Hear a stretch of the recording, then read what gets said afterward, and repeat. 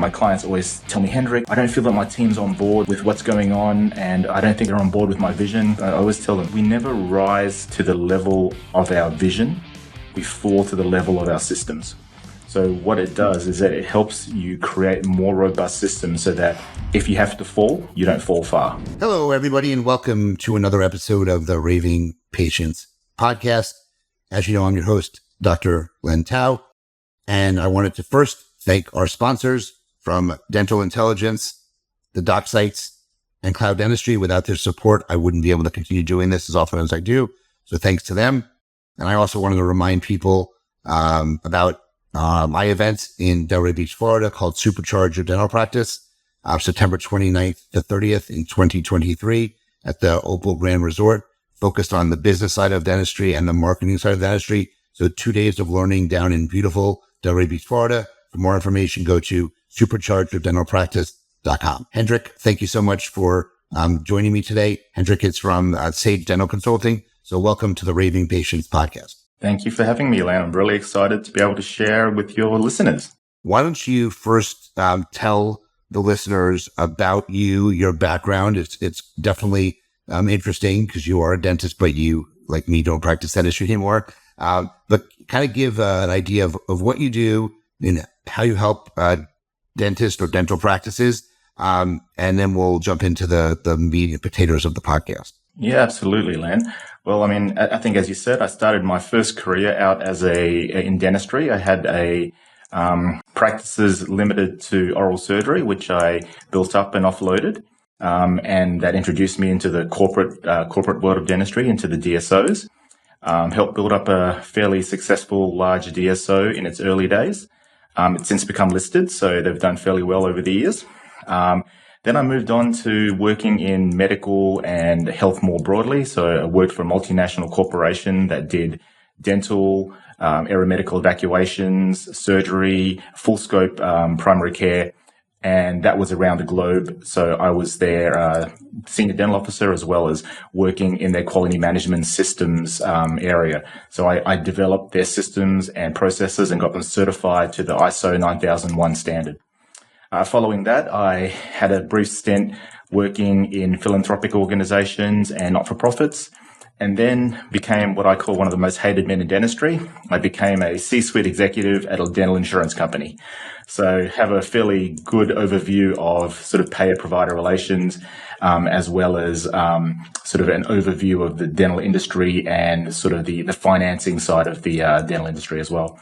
I went back to school, got a couple of MBAs, got a couple of master's degrees, and then went into consulting in areas of dental, medical, health and beauty, oil and gas exploration, aerospace technology, and manufacturing. And did that on the East Coast for a few years. Worked with DSOs, worked with dental tech startups, and then eventually moved back to Wisconsin to refocus my consulting business on sort of the dental area specifically. So dental startups, emerging DSOs, mid-cap DSOs, dental tech startups, and dental adjunct industries like dental staffing industries, for example. That's really an impressive background. So I also wanted to your elevator speech to me before we recorded this was great. So why don't you tell the listeners like what your consulting company does? Yeah, so my consulting company specifically helps small, emerging, so startup DSOs that are looking to compete with these really big corporates that have, large data analytics capabilities. So what I do is I help people leverage the data that they have, synthesize it into usable information, to use that information to help them make the decisions that are going to allow them to compete effectively against some of these larger competitors, whether they be dental insurance companies, whether they be large DSOs, corporates, and other such entities. So I help you find the data that you need to drive the decisions that you need. I think that's some necessary stuff in the industry. So let's jump into some of the topics we wanted to talk about. And, I'm a review guy. I'm called a reviews doctor. Obviously, I've been helping practices generate Google reviews for a really long time. But there's another aspect to feedback or surveys that you do, which a lot of the practices ignore completely. Other ones, their main focus is this. So can you talk a little bit about something which I think is known, but really not known in the industry? So can you talk about the Net Promoter Scores? Yeah, absolutely. So, when we look at Google, customer scores, Google star reviews, what we're looking at are customer satisfaction scores, or CSATs is sometimes what they're called. And those are, spur of the moment sort of indications of how the situation was at the time it was produced. But what we know is that people make decisions based on feeling. And what the Net Promoter Score provides us is a level of an indication of sentiment. So the Net Promoter Score is a score that ranges from negative 100 to positive 100. And the way that it's sort of derived is you ask your customers or your patients on a scale of 0 to 10, how likely would you be to refer us or recommend us to your friends, your family, your other customers? And a score of 9 or 10 makes them a promoter. A score of 7 or 8 makes them neutral. And a score of sort of 6 or below makes them detractors, which means they'll actively tell people to avoid your company. Now, why that's important is because that's a measure of customer sentiment and consumer sentiment towards you. And that's one of the Net Promoter Score is one of the very few indicators we have of future revenue growth for a business. So do you know in dentistry, the average Net Promoter Score for a dental office is 1. So on a scale of negative 100 to positive 100, our customers give us a Net Promoter Score of 1, which basically means that they could take us or leave us. They don't neutral. care. They're very neutral. So, and to give some context around this, if we look at the Net Promoter Score of, let's say Anthem Blue Cross Blue Shield, it's 7. So basically what our customers are saying that they would prefer to recommend dental insurance companies over dental offices. So we have a little bit of making up to do. Now, when we think about the companies with the highest Net Promoter Scores, it's and I'm sure you probably, when I say this, you'll absolutely agree, it's Harley Davidson. So if you've met anyone that has a Harley Davidson, they will chew your ear off about the Harley Davidson. They own the Harley Davidson sunglasses, the motorbike, the belt buckle, and they will hassle you to buy a Harley Davidson. So, they are absolutely rabid about it. But as a general rule, we don't find that same level of brand ambassadorship with dental offices. So we have a little bit of making up to do. And that's one of the reasons why people, in addition to, changing networks, people quite readily move dental offices because the switching costs are very low. And on aggregate, they really could take or leave the average dental office. The way you described it makes it really easy to understand, because for the average consumer, the average dentist, Net Promoter Score made no sense until you just described it the way you described it. Is you want these, and I'm into it because it's all about creating raving fans or raving patients of your practice who want to talk about you. They want to be a promoter of you. I'm curious, you mentioned Harley Davidson. Do you know where Tesla falls on that list?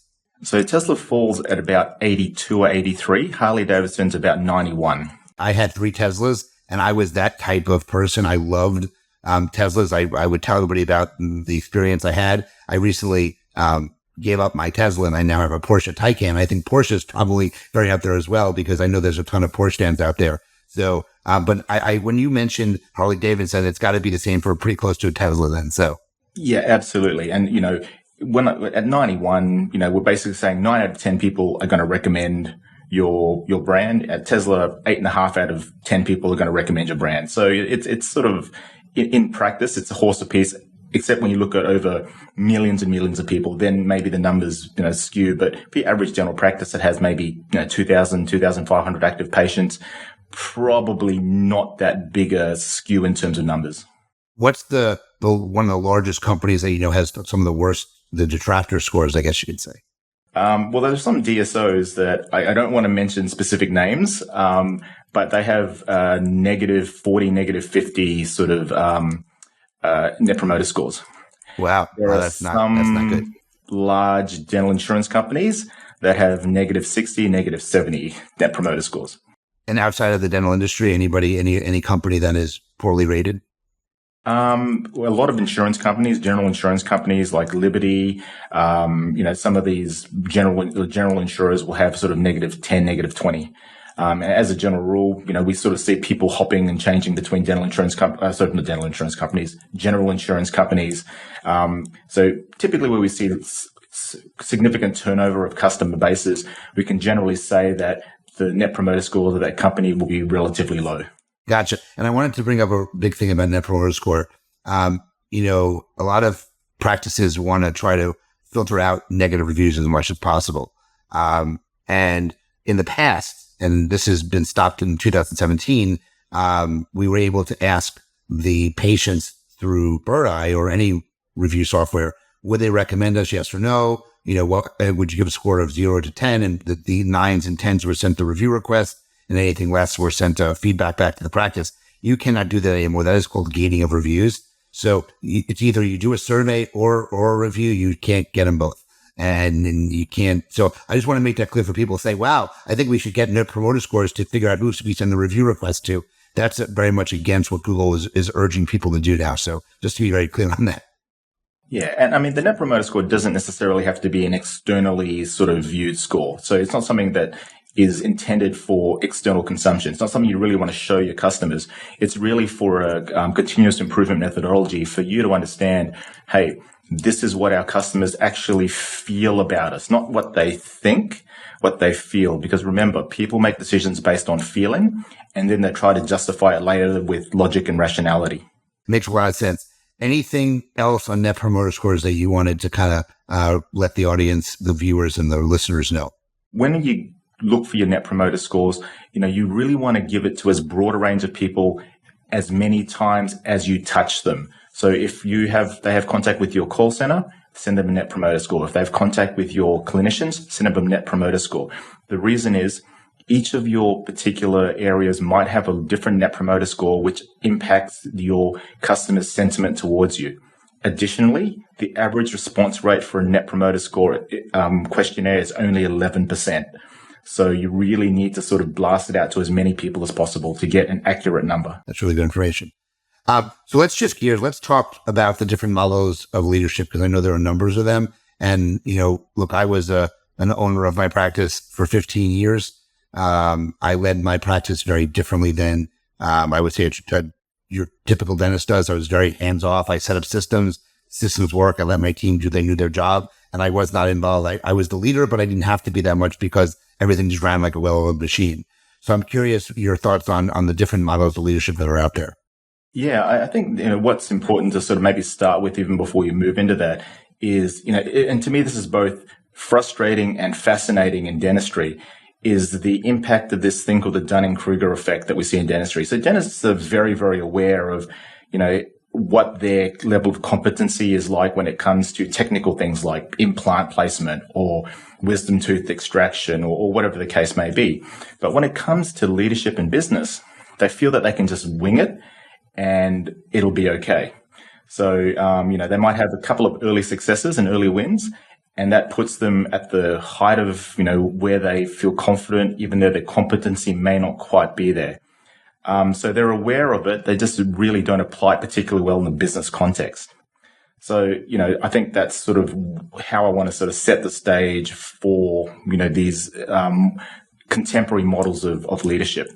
So when we look at leadership, there's all these historical things that we talk about, the tray level of the tray model of leadership, where, the leaders based on being born, they have all these qualities that are innate within them that make them great leaders. And that's not necessarily the case. The new focus is on leadership being about the follower, because without a follower, by definition, you can't be a leader. So one of the sort of models of leadership that we look at is something called contingency-based leadership, which says that as a leader, you either are a task-oriented leader or a relationship-oriented leader. So you tend to sort of gravitate to one of those particular leadership models. So a task-oriented leader is typically that kind of leader that, that is useful when it's a crisis situation or a turnaround situation where people need to make decisions. We don't want to get to a consensus necessarily, but where speed is of the essence. The greatest example of that is wartime, where you have to have a leader that's willing to send 1,000 men to their death in order to accomplish a particular task. And, you really don't tend to be able to change your natural inclination of what kind of leader you are. And I'm sure we've all worked for leaders that are task-oriented leaders that don't even want to know your name until, they've learned that you can do the job. And then on the other hand, you've got your relationship-oriented leader that wants to, learn about people, learn about their hobbies, learn their dogs' names, all that kind of stuff. And, they want to do that before they actually ask anybody to do their job. And those kind of leaders are really, really good when things are just bubbling along really well. You don't really want to change anything drastically. You just want to keep morale up. You want to make sure that, things are experiencing steady growth. So when we look at it from that perspective, yes, we can choose to be, a kind of relationship-oriented manager or leader if we are task-oriented and vice versa, but it's not our natural inclination. So when we sort of start looking at that, one of the new models of leadership or contemporary models of leadership is called the situational leadership model. And that was proposed by a fellow named Ken Blanchard. So what it does is it sort of identifies the follower into four categories. Either it's going to be the enthusiastic beginner, where, it's somebody who's really, really high motivated. Their competency is not particularly great. And then you've got the disgruntled learner. So they've been doing something for a while. They've figured they're not fantastic at it. So their motivation drops a little bit. They're relatively competent. Then you've got the cautious competent who's been sort of doing something for a while. They're pretty competent at it, but they're not 100% sure on what they're doing. And then you've got your expert, who's been doing it for a long time. They're highly motivated. And with those kind of follower models, they each demand a different kind of leadership style. So I tend to liken it to learning to drive a car. At the beginning, you're sort of enthusiastic. You're going to learn how to drive this car. You don't know what you're doing, but you're really, really motivated to do it because you want to go and hang out with your friends, drive your friends around on the weekend. And then, you've backed your car into the mailbox a couple of times after you've learned. You've got a few, love dings in the side of the car from driving into walls. So you're a little bit, less confident. You're getting better. And then, you've been doing it for a while. You finally passed your driver's test. So you're competent, but you're not necessarily that confident to go out on the highway by yourself in the middle of a blizzard. And then you've been driving for a long time. You're happy to drive from Los Angeles to New York, on your own, without having to have somebody there with you or, get directions from anybody. So those are the sort of general sort of, steps that people have. And each of those particular steps needs a different kind of leadership. So we always say micromanagement is a bad thing. We shouldn't micromanage people. But micromanagement of people that are enthusiastic beginners or enthusiastic learners is necessary because they simply don't know what they're doing. You've got to hold their hand to actually make sure that they're safe and make sure they can accomplish the task at hand. And by the same token, that micromanagement style is not appropriate for somebody who's an expert because they know what they're doing. And that's more of a delegative leadership style. So, in very broad terms, you have to pick the leadership style which is suited to the specific follower that you're trying to lead. So you're going to have different leadership styles for different followers within your organization. Interesting. Okay. That was one of my questions was obviously with all these different leadership styles, some of your team members may not be, enthusiastic or they may not follow you. You have to have a different style for those people. So interesting enough, how does, I was someone who delegated a lot. I teach delegation when I said, hey, I used to be a huge micromanager and my practice didn't do well. So I had to learn a different leadership style. And I said, okay, these are what I want you to do. As long as you do it, I'm not going to bother you guys. And I delegated everything. So is there an average or a typical in the dental space, a type of leadership style, or is it just across the board depending on the actual personality of the person who is running the organization?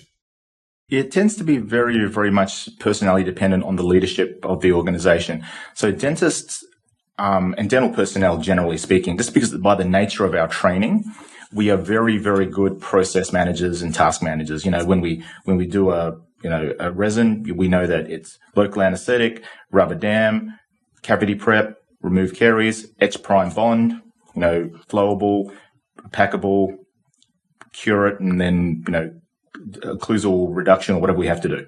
So we're very good at managing processes. Now, when it comes to leadership, leadership is very, very different. So, the difference between management and leadership is what I tell people is that management is knowing how to do things right. Leadership is knowing how to do the right thing. So, we're very good at following checklists and following, processes and steps 1, 2, 3, 4, 5. But sometimes we don't know what the right thing to do is at any given moment. So when we talk about, performance in any organization, performance is a function of two things. One is its competency. Now, competency can be looked at in terms of skills and knowledge. And the other part of it is commitment, which you can sort of liken to motivation. So, when there's a performance gap between where things are and where you want them to be, it's typically a result of either a skills gap or a knowledge gap, which can be remedied through training and development that way, or it's a motivation gap, which is has to be dealt with through a behavioral sort of change model. And, it's how we give feedback on those kind of things, because when we tend to give feedback, people take it very, very personally.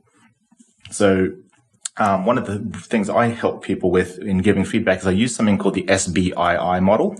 So it stands for the situation, behavior, impact, intent model. Now, what's important here is that it separates intent from the impact, because I fundamentally believe that people are generally good. I mean, I very rarely believe that your staff are getting out of bed in the morning going, geez, I wonder how I can mess up Len's day today. I fundamentally don't believe that that's the case. And, one of the things that I tell my clients is this, when we judge people, we judge them by their impact or what their actions and what they've done. But when they judge themselves by their intentions. And we do it ourselves. People judge us by what we've done, but we judge ourselves by our intentions. So we want to separate out the two.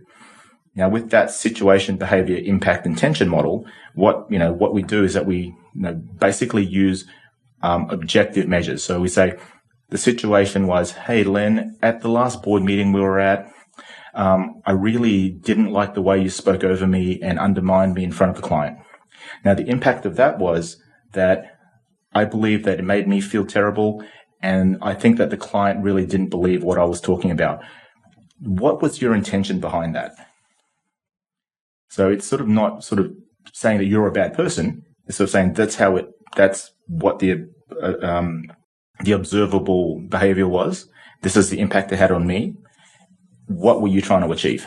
So it's not saying you're a terrible person. It's saying that I don't agree with the behavior. I want to talk about a term that you had mentioned here, but I'm not familiar with it. So I'm not sure how many people are. Can you shed some light on what red teaming is? Yeah, so red teaming, it's typically a term that's used in military and security related issues. So basically what we're using is a red team, or we could call it an enemy team, for want of a better word, that is used to probe any weaknesses in your processes and maybe even your strategic or leadership thinking. So you can think about it, a really good way to think about it perhaps is as a mystery shopper. That might be a really good example of it. You have somebody that goes in, the mystery shopper is effectively a red team. They're going to take you through your sales process or through your call answering process or your scheduling process to allow you to be exposing any weak areas within that particular process that you have. So it can be used not just for scheduling or for your phone answering, but also for your IT infrastructure. It could be used for determining any weaknesses within your supply chain. So if you have a weak supply chain, you don't have consumables to use, your business suffers. So, establishing a red team is useful for improving the robustness of your systems and your processes. So there's a rule we have in business that says, and this is what my clients always tell me, Hendrik, I don't feel that my team's on board with what's going on, and I don't think they're on board with my vision. And I always tell them, we never rise to the level of our vision. We fall to the level of our systems. So what it does is that it helps you create more robust systems so that, if you have to fall, you don't fall far. I love that statement. I want to replay that again. Repeat that one more time. We don't rise to the level of our vision. We fall to the level of our systems. I love that. That's great. Thank you. Let's talk about something else, which I'm not familiar with either. And this is good. I'm learning some stuff, which I don't always do in these podcasts. The consumer effort score is something I've not heard of it as well. Yeah, so the consumer effort score, it sort of builds upon the net promoter score to a degree. So the consumer effort score basically is a determinant of how easy or difficult is it for us to do business with you. Now, why is that important? It's the consumer effort score is actually the biggest determinant of post-purchase behavior. So is it likely the person's going to purchase or do business with you again? So, just intuitively, you would say, if I was easy to do business with, you're going to want to do business with me again, right? If I was atrociously hard to do business with, you're not going to want to do business with me again, or you're going to look for other options before you choose to do business with me again. So a simple question to ask is, on a scale of 1 to 5, how easy or difficult was it for you to do business with us? Or how easy or difficult was it for you to speak to our, call center representative, or whatever the specific touch point happened to be?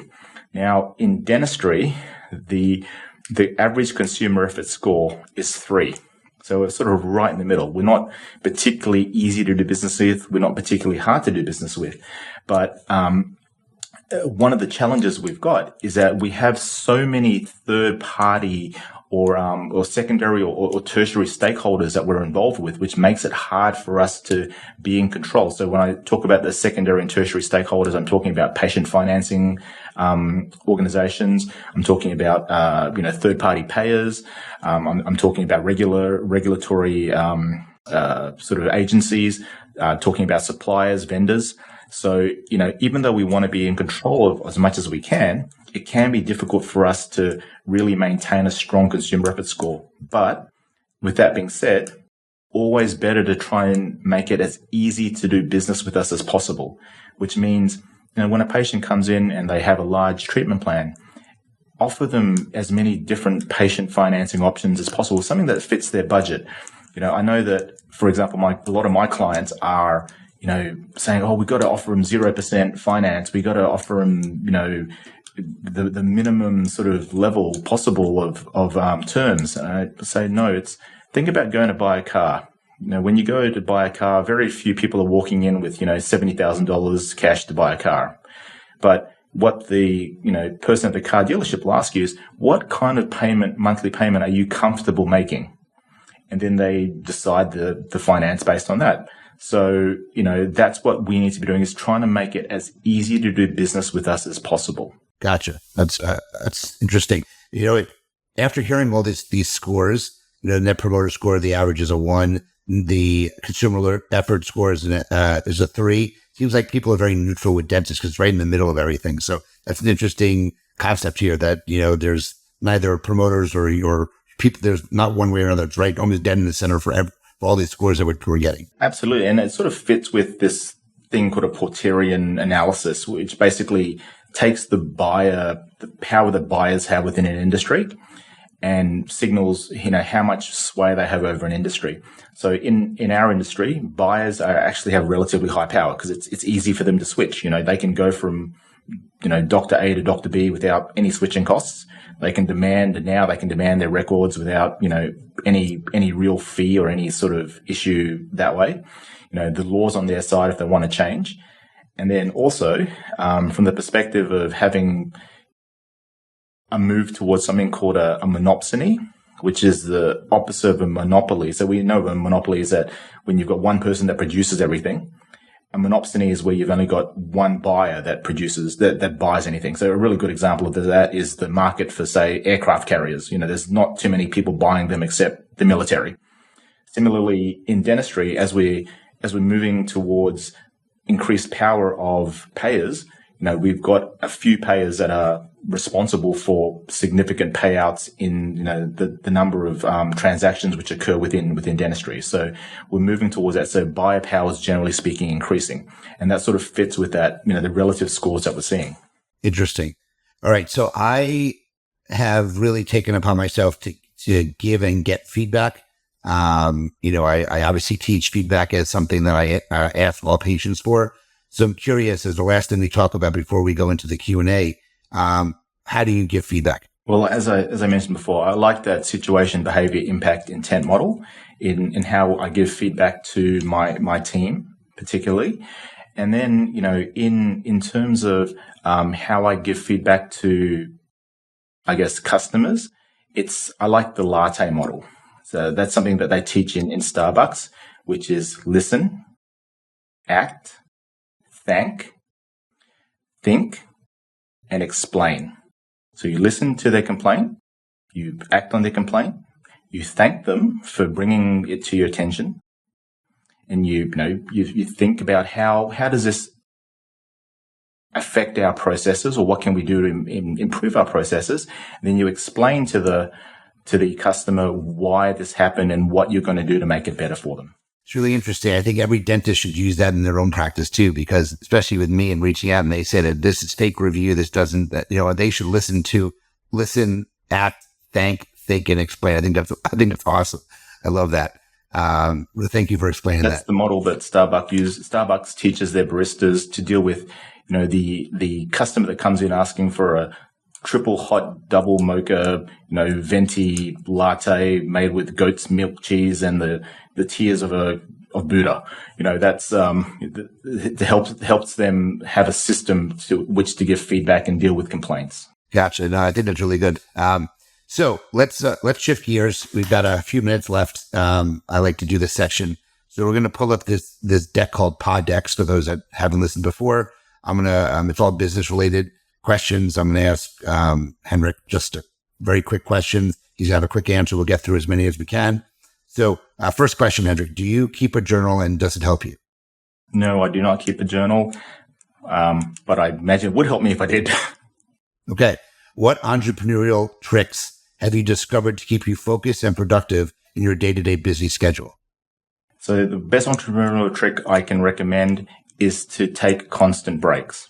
The average human concentration span is only 40 minutes. Spend 40 minutes working hard and then 20 minutes staring out the window. That's good. Do you have any systems or axioms for decision-making, learning, and execution? The system I have is to make a decision fast, fail fast, and course correct. So I live my life by the 98% decision factor, which I don't know if you know what it is, but 98% of the decisions are made in 2 minutes or less, and 2% of the decisions take a long time. That's how I live my life. So the axiom, if I had to choose one, would be the best decision is a good decision. The next best decision is a bad decision. The worst decision is no decision. That's great. I love that. What have you given up on that you wish you have never had? Well, I've given up on dentistry clinically, and sometimes with the stress that I went through, I wish I never had it. Interesting. Okay. What is the smartest investment you've ever made? Getting my MBA and choosing to go into management consulting. What have you read online recently that inspired you? I actually read Sun Tzu's The Art of War in Business online. Excellent book and really inspired me to rethink the classic Sun Tzu's book. Who is the one person you'd love to have as a mentor? Elon Musk. Wow. All right. Has anyone in your network been important to your journey? Yeah, my first ever boss, Patrick Callahan. He's the one that actually taught me that, Hendrik, you've got your doctorate degree now. Now you got to figure out how to stop being a doctor. All right. What has been the most satisfying moment or your most satisfying moment in business? My most satisfying moment was being able to ring the bell at the NASDAQ to list my first IPO company. What motivates you? Seeing success in myself and seeing success in my clients. And last question, you went through those really well, is what is your favorite business book or what book do you recommend others read? Sun Tzu's The Art of War. An absolute must. Okay, perfect. So, Hendrik, you are a great guest. Why don't you let people know if they listen to it and they want to learn more about how you can help them, what's the best way someone can reach out to you? Yeah, you can reach out to me at my email, which is hendrik@sagedentalconsulting.com, or visit the website at sagedentalconsulting.com. Awesome. Any final words before I wrap up the podcast? Well, I'd just like to say thank you, Len, and really appreciate the opportunity to lend some knowledge to your guests. Well, you were awesome. Thank you so much. Guys, if you listen to the podcast and were just as impressed with Hendrik as I was, to reach out to him, he gave me his website, he gave me his email address. Please reach out. He does a great job consulting with even startups. emerging DSOs. I mean, if you want help, reach out to Hendrik. But Hendrik, thank you so much for joining me. Guys, if you like this episode, please share it. Please let your colleagues know about it. Please subscribe to the episodes. You can probably find the subscribe button down in one of the links that we provided. Remember, I told you about my meeting in September of 2023, September 29th and 30th, Supercharger Dental Practice. To find out more, go to superchargerdentalpractice.com. And I want to once again thank the sponsors, Dental Intelligence, the Doc Sites, and Cloud Dentistry for their support. And as always, remember, your reputation matters. Until the next episode, Hendrik, thank you so much for joining me, and we'll talk to everyone soon. Thank you for having me.